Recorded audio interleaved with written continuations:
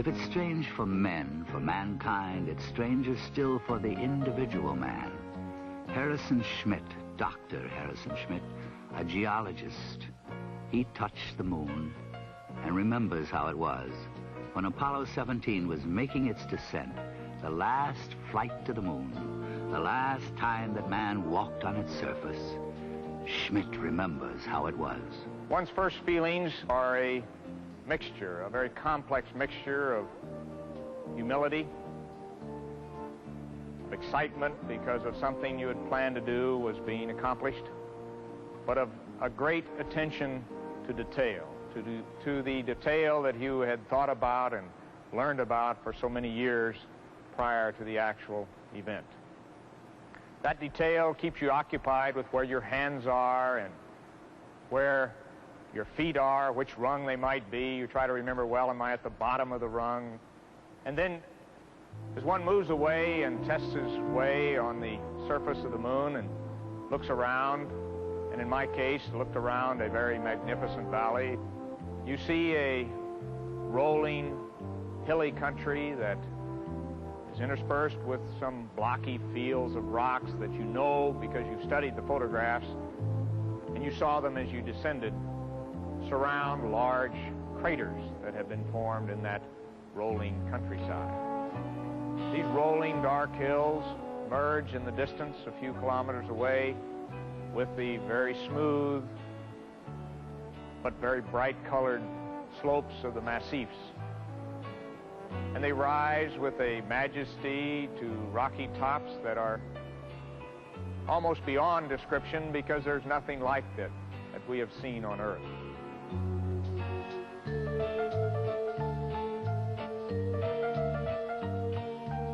The Sea of Tranquility, Hadley Rill, Taurus Littoral.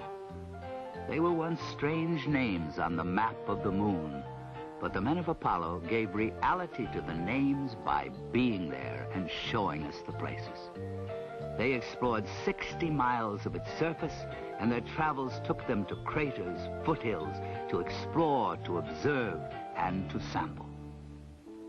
The hard rock proof of Apollo, enshrined in the Smithsonian Institution in Washington, D.C., 478.8 grams of microbreccia, under glass for mere earthlings to see and whisper about. Other rocks from the moon, 840 pounds, are being studied and talked about by scientists in laboratories around the world. Not only rocks, tens of thousands of photographs of those strange, exotic features of the moon. And telemetry, data on tape, facts, figures. The studies will go on for years, and the answers will come slowly, answers to questions about the moon and the solar system. The science of Apollo is not merely concerned with samples from past milestones, yesterday's missions. In a special room in Houston, men sit at consoles and command instruments on the moon to send them today's data. And they receive it today within 8 seconds of the command. Science, that's the key, and technology, and something else. In the drama of the moment, few stop to think of the essential element, the one thing that made it happen. People came to this program, government people, university people, contractor people. They brought to Apollo skills and knowledge and determination. This source of human intellectual energy was marshaled, focused, challenged.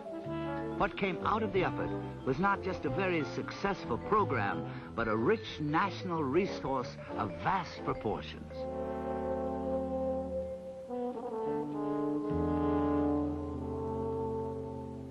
Crystals from the moon, the symbols of the science of Apollo. Behind it, causing it, was the spirit of Apollo. I was strolling on the moon one day in a merry, merry month of December. Now, May's the month. May, that's right. May is the year of the month. When, much to my surprise, a pair of bunny eyes. That's the truth. You do that in West Texas and you get a... We saw something of this spirit. We shared in the adventure, the excitement, the euphoria of being there. We shared it with the men who bounced across the surface of the moon. Look at the size of that biggie. It is a biggie, isn't it? And the surprise of discovery. We were there too, all of us, watching, vicarious explorers. On for the big boulder. Okay, we're headed that way. You get the tongs, John? Yep. I'll carry the rake. Look at the size of that rock. Can't believe it. I can't either. Okay, let's go on back. I am. And the meaning, the significance of an occasion. That too came to us, flashed into our living rooms on our 19-inch window on the universe. Throughout the world. We hope that this will be a symbol of what our feelings are, what the feelings of the Apollo program are, and a symbol of mankind that we can live in peace and harmony in the future.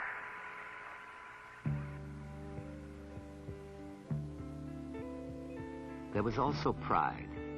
They put up the flag and then posed for pictures as any visitor to a foreign place might do. The flag of each mission stood there as a reminder that we had been there, but there was the realization that in truth, it belonged to all the people. There are no boundaries on the moon.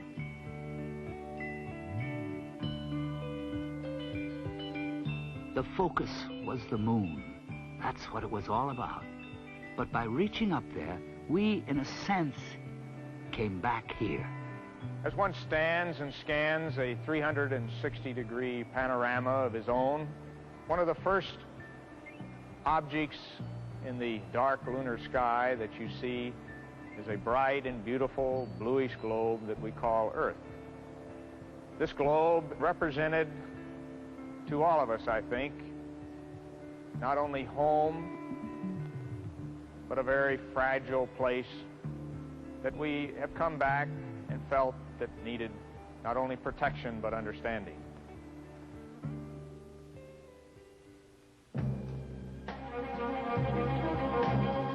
They first went there in 1969. They last left there in late 1972. Between the beginning and the conclusion, they came to feel, to dimly perceive what it was all about, to come to a perspective on the meaning of it all. Poet Archibald MacLeish has said it better than most. To see the earth as it truly is, small and blue and beautiful, in that eternal silence where it floats, is to see ourselves as riders on the earth together, brothers who know now they are truly brothers.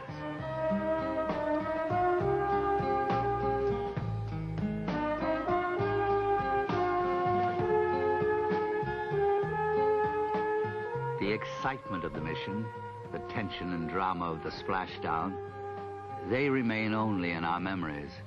And in time, they'll be replaced in the future by other missions, other memories.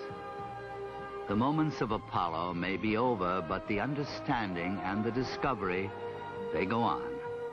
And the full meaning, the real meaning, may yet be in the future too. But for now, for the present, the images and the sounds provide meaning enough to each in his own way and to each in his own time.